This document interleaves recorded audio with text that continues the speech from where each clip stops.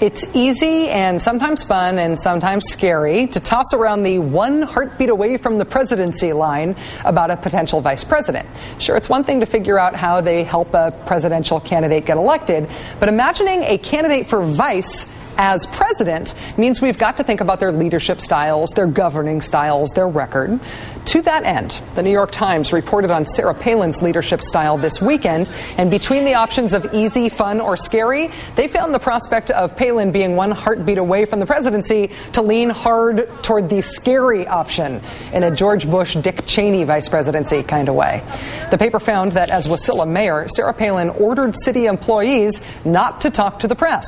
As governor, she and her top aides use personal email addresses to discuss state business. Why? In order to make the administration hopefully immune to public records requests and subpoenas. And all along the way, Palin has left a trail of fired professionals in her wake, replaced by friends from school and church. As the Times put it, quote, the Wasilla High School yearbook archive now doubles as a veritable directory of state government. Disturbing secrecy? Seems like it. Rampant cronyism? Looks that way. Hello, Liberty University. The ability to mangle the truth with a straight face? And that infamous bridge to nowhere, I did tell Congress, thanks, but no thanks. If we wanted a bridge up there, we were going to build it ourselves. That's not true. What's left? Dangerous hawkishness and a clear lack of understanding of foreign policy? Well, Palin did give the old perhaps so to Charlie Gibson when he asked about a possible war with oil-rich, nuclear-armed Russia. Like I said, scary. I need to be talked down here, but I probably won't be by my guest tonight, the New York Times columnist who calls the specter of a McCain-Palin administration an urgent matter, Frank Rich. Hi, Mr. Rich. How are you? I'm great. Thank you for coming into the studio. Thanks for having me. Do you think that Sarah Palin's celebrity status, her sort of outshining John McCain in the media and on the campaign trail right now, was a surprise to John McCain? That's a great question. I think probably he's not enough aware of what's going on to even be surprised or not surprised. I think he rolled the dice. I'm sure he's happy with this. He probably didn't anticipate it. Probably went beyond their expectations. But there's, of course, a downside to it for him, which it raises the question of who's really running the show and, you know, who's really going to be the stronger person should they get to the White House. In your column this weekend, you essentially described a John McCain who was weak, hapless, unaware, raising the prospect that there are other people who are calling the shots. Do you see overt evidence that McCain isn't making his own decisions, or is it circumstantial evidence because we don't believe he would make decisions like this?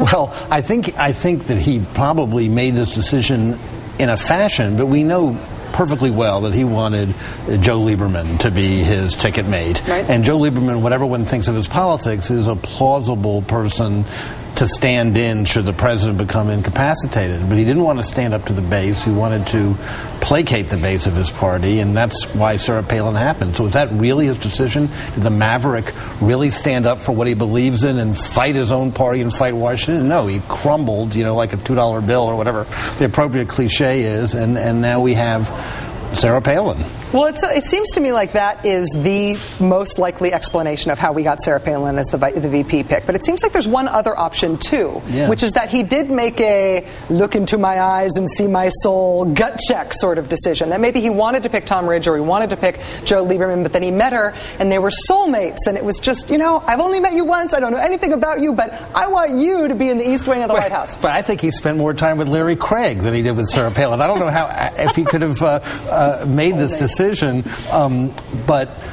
no, I think he likes Ridge. Ridge is pro-choice. And what about Mike Bloomberg, who really is a good friend of McCain's and who actually might know something about the economic meltdown we're in, but is also pro-choice and pro-gay rights, neither of which play with the base of that party. So he certainly, look, even Karl Rove said he put a political choice ahead of a governing choice. And now we've got it, but we've got it with a guy who's 72 years old, a cancer survivor, and seems to have lost a step. In terms of what we know of Sarah Palin, and you're raising the specter that it really would be a Palin presidency, either in name or just in fact, what do you see in terms of what we know about her record, her positions, her style, her political trajectory? How do you think that we could describe her in terms of other politicians who we know better? Who would you use as reference points? maybe Mayberry, Andy Griffith. She's a hard right, card-carrying member of the social conservatives of that party. She has a modest record, which we can't fully get at. Witness the news you've been talking about tonight, governing Alaska over a very short period of time.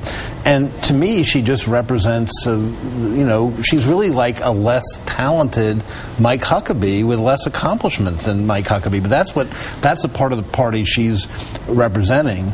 One thing I find amazing, particularly given the financial news today, is the Republican Party is still supported financially by a lot of people on Wall Street, a lot of people who are big in American business, and you think they look at a presidential candidate who admits he doesn't know anything about the economy and someone with no experience as a vice presidential candidate except managing a town of several thousand people, and I think that's what our investment is going into, that's what the future is going into. Well, but maybe that's the point, though. Maybe they look at, maybe those sort of interests, look at John McCain, who says, I don't know anything about the economy, I've got Greenspan's book, looking at Sarah Palin, who didn't seem to understand what an entitlement program was when she was asked on economic issues by Charlie Gibson, and they think, perfect, empty vessel. They know nothing, and they know nothing, so let's use them to advance a special interest agenda, the kind of agenda that we can push through with strong-minded advisors who talk well. And these people won't resist in any way because they don't have any ideas of their own. Well, you may be right, but I would add that the social conservative movement, which has some very strong people within that party,